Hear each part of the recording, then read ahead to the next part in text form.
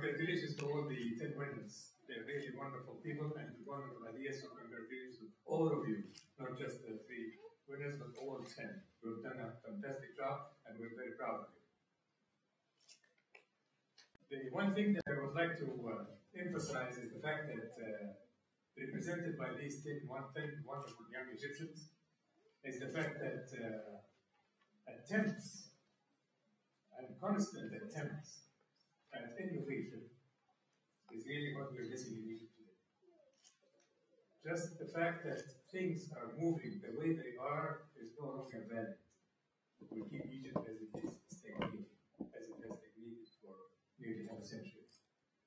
And therefore, the solution of Egypt to get out of it is just what you did today, and just what last year this wonderful bunch of young Egyptians did, is to encourage other fellow Egyptians of trying to get out of the box, think a little further beyond the normal, do something that has not been done before, reach for further places, think of something that is beyond what others have thought about, and do something, meaning innovate, meaning that you look at some place that is running, and you think of the way it is running, and you just don't want it to run the way it has, because it is really, in your view, it's stagnating, and therefore you must change.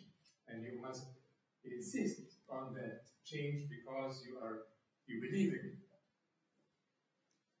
The real reason for the Egyptian stagnation for so long is the fact that the powers to be depended on institutions to run things. In so doing, they have neglected the individuals. Actually, they walk over the bodies of individuals without even noticing. I give this example constantly because it is a real honest-to-death example of a nephew of mine.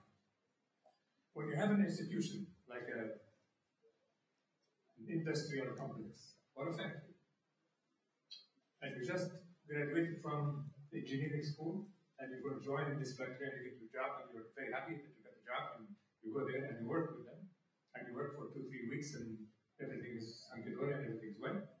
And then you realize that the process that we're doing in this factory actually takes a little longer, uses very good materials, or may not be the proper way of doing things. So you go to your boss, either the real boss, the boss of the bosses, or just your old boss, and you say, "Sir, we're doing this way, but I think if we do it some other way, like that, we can cut down the time, or cut down the materials, or cut down the such, or do it better." The real response that you get from your boss in today's Egypt is, "Well, you just clicked, yeah, you just graduated from college last year. We've been doing this for 10 years, or some of them would say 25 years. You go to the rush of showing. You're going to do something. So do as you're told." And you'll go and you do as you're told for a while, and if a few more weeks you think of something different and you go do the same thing, then you might also be told, "I told you, go to the you see, the rush of show." So you go back and do the same thing again. And if you agree to this, if you acquiesce and go do it, then Egypt will remain as it is today. And that is really what is happening in most of the productive places that should be productive in Egypt. But they are totally stagnant. And they don't produce, they don't improve, they are not doing anything at all. Because it is the institution that we are in love with. The factory, there has a big something, name of it, a big name. It is a race center, race Fulani. It's on the name of the factory, and therefore it is a thing that we should all support, that we should all just follow and do what has been done for 20, 30 years. And if you do that, then you'll be a relevant country, how Egypt is today. Relevant to its own people, relevant to its own community, relevant within the whole region of the Arab world, relevant throughout the world. It's just a bunch of not, nobody gives it that. And once in a while, it extends a hand for help. And that country only 50 years ago was way ahead of the game. It was respected locally, respected by its people, respected by its in the neighborhood, respected within the Arab world, respected by the world. Only because of the policies that have been instituted. That's only difference. Institutions that salute their institutions, meaning the government, will be or a society that salutes their institutions, that respects all of their institutions, and forgets the individuals one by one, and then 10 by 10, and 10 million maybe, or somebody that would actually look into the institutions and say it is the individual that we should support, and the ideas of the individuals that we support, because the individuals are the ones that will fix the institutions. Because good individuals can fix any kind of institution, whether no matter how rotten it has become. Institutions don't run themselves. Institutions are run by individuals, and a few good individuals can fix any institution at all. How do you fix institutions? How do you run an operation? How do you change the shape of things? I'll give you an example from the Apollo program. The latest administrator of NASA was called James Webb. And when the Apollo program director was appointed manager, he told me this story the minute I became supervisor. Myself, over 6 other PhDs. I was the youngest of them, but they saw something in me and they appointed me the supervisor of these 6 people. And the day I became supervisor, Rob Patrol, the Apollo program director, called me in and he said, "Listen, Farouk, can I give you an example of the way I was motivated myself to run this thing?" And it is maybe behind the fact that my managing of the Apollo program has worked up to now.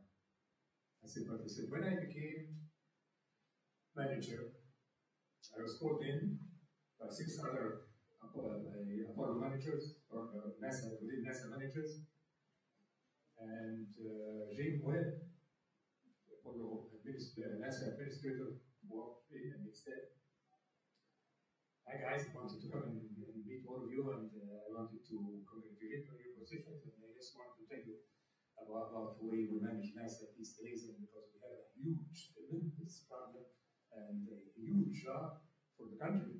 And I don't know whether we're going to beat it or not, but we really, with people like you, certainly have a shot at it. And I just want to tell you something. That now that you have become managers, you no longer need to do any work at this time. And we all just do it. And he said, now that you're managers, I want to tell you something. It's one of two things. If you are able to get from every man that works for you, sorry about the ladies, at the time NASA had no women. So if you're able to get from every man that works for you everything that he thinks that he is capable of doing, then we will surely fail and never make it to the moon.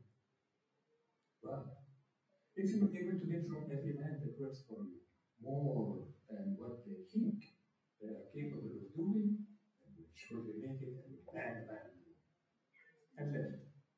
And he said, we all sat down for 15 minutes now to digest what he just said.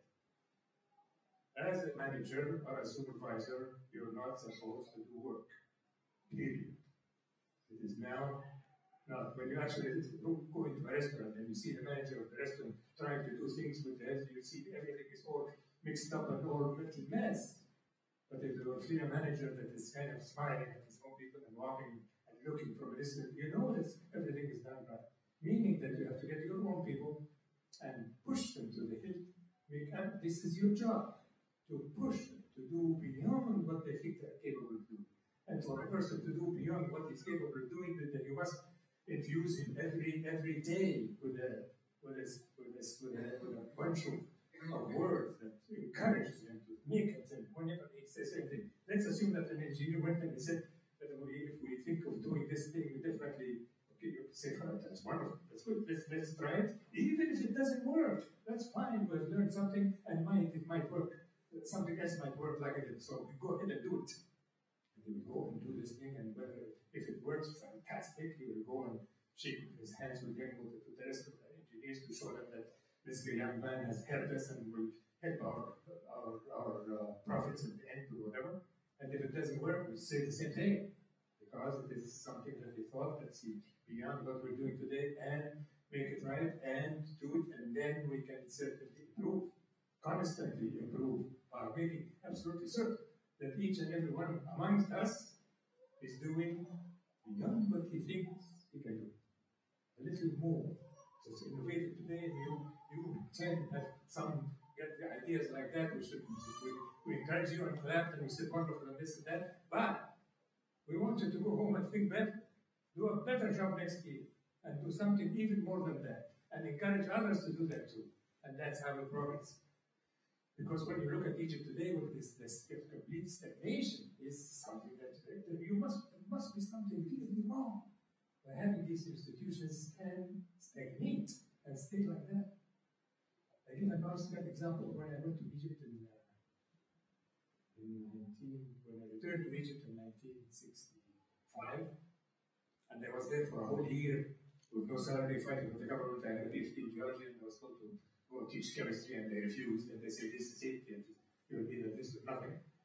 And I refused, and I tried and my best for a whole year with no salary. I already had a daughter, and the second daughter was born during this period of time, and the birth and the doctor and Mr. Gumri and Abdi were about 35 pounds, and they didn't know how am I going to get 35 pounds. And my friend's mother was also could afford to give me 5 pounds here and 2 pounds there. It was a huge mess, a miserable thing.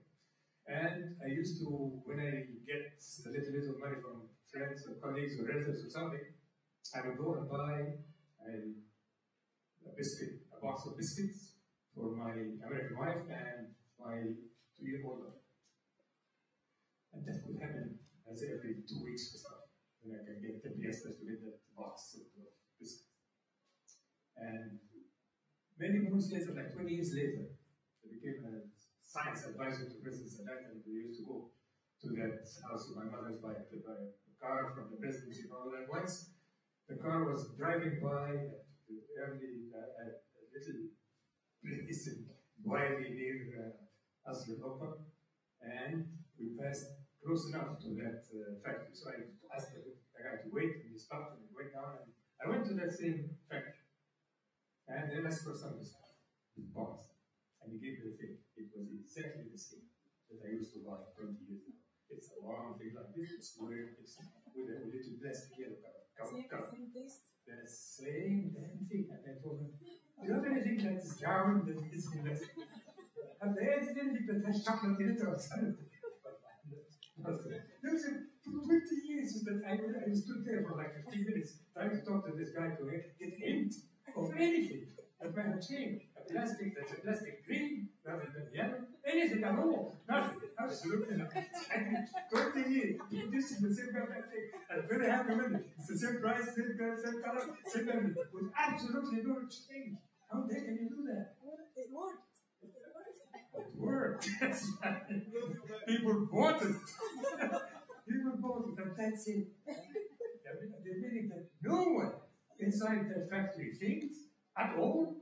No one tries to do anything that is better, cheaper, faster, more different color, anything at all. A change of sort. Nothing. They're all very satisfied that they're producing this, that, thing in the same way, in the same shape for 20 years. And that, my friends, is the reason for why Egypt has stagnated.